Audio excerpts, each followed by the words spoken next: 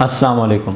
میں آج آپ کو خوشخبری سنانے جا رہا ہوں، اور خوشخبری یہ ہے کہ multi professional cooperative housing society نے جو پروجیکٹ لانچ کیا تھا اس میں تقریباً ایک ہفتے کا ٹائم تھا، لیکن لوگوں کی پرزور فرمائش پر انہوں نے ایک ہفتے کو ایکسٹینڈ کر کے 5 سے 6 دن کا اور ٹائم دیا۔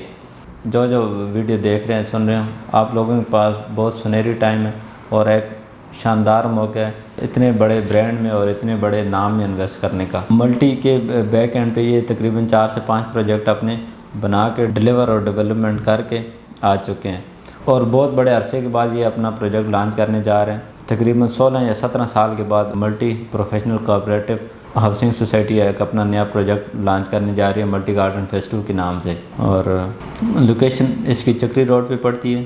ٹھلی انٹرچینج کو اس سے انٹرسٹ دیا گیا ہے، اور فیصل ٹاؤن فیز 2 کے یہ ساتھ ٹچ کرتا ہے، اور کیپٹل سمارٹ سٹی کی یہ بیک سائڈ پہ آتی ہے۔